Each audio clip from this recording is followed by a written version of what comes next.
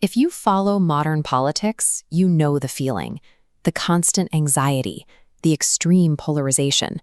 We are constantly told that every single election is the most critical event of our lifetimes, demanding we split into bitter factions to fight for the soul of the country. We see massive, sweeping, dramatic arcs play out on screen. In 2008, an eloquent reformer stepped onto the stage, promising to overhaul the healthcare system and end military entanglements abroad. Then, the pendulum swings aggressively in the opposite direction.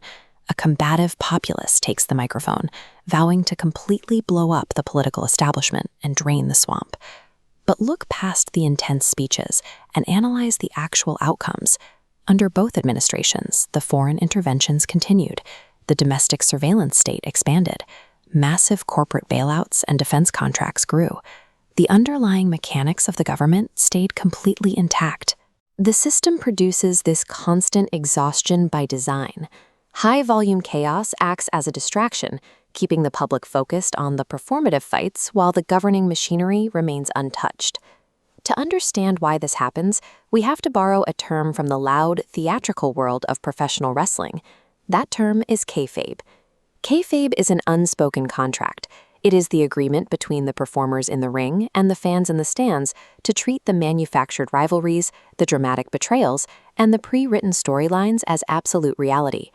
Jesse Ventura, a man who built a successful career in both the wrestling ring and the governor's mansion, pointed out this exact dynamic.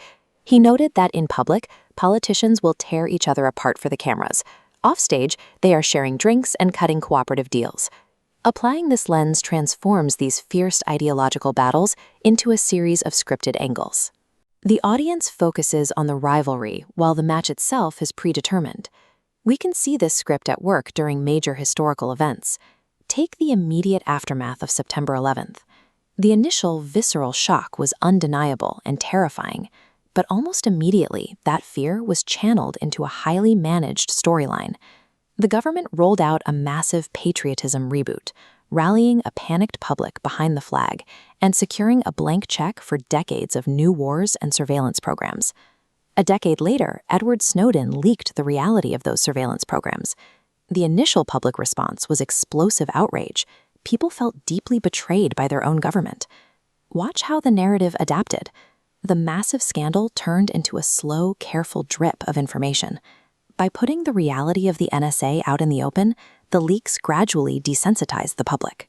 Over time, the outrage faded, and the existence of a massive surveillance state turned into accepted background noise. These national shocks serve a distinct mechanical purpose. They act as narrative tools that carefully calibrate public fear, securing permanent expansions of government power without pushing the audience so far that they actually revolt. To keep a multi-decade show from getting stale, you have to constantly recast your characters.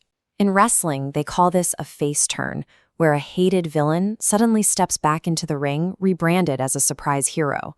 We see this constantly in politics. Look at the Cheney family. Throughout the 2000s, Dick Cheney was cast as the ultimate shadowy antagonist of the war machine. He was the definitive bad guy for half the country. But when the script required a new dynamic, the family got a fresh coat of paint. Liz Cheney steps onto the stage, positioned by the media as a smiling, rational, moral crusader, standing up to the chaos of the Trump era. These rapid shifts in political alliances reveal that rigid ideology is mostly an illusion. Characters are simply rotated in and out of the spotlight to maintain tension and ensure the audience tunes in for the next season.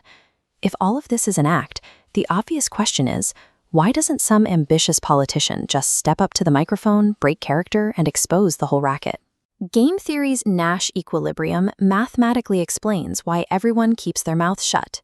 The grid lays out the incentives. Staying locked in the cooperate box heavily rewards players with wealth, but if an actor blows the whistle, their position instantly collapses, while the system easily survives. The silence in Washington isn't enforced by a shadowy cabal. It is a mathematically stable economic trap. Within this specific game, telling the truth is guaranteed institutional suicide.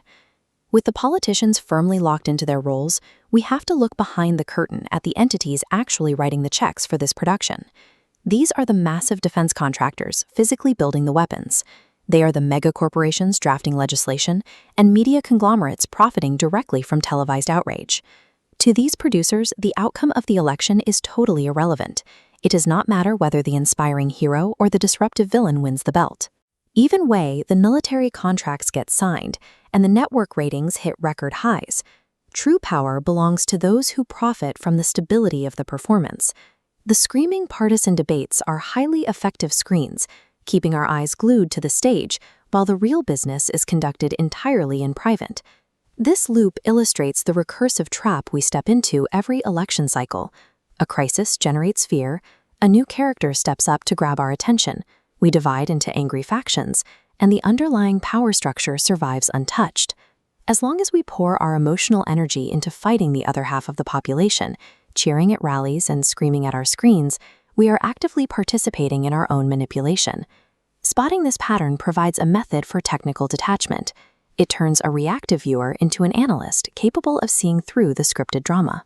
You have the option to stop acting like a fan, emotionally invested in a rigged match, and start acting like a critic, calmly analyzing the mechanics of the show itself.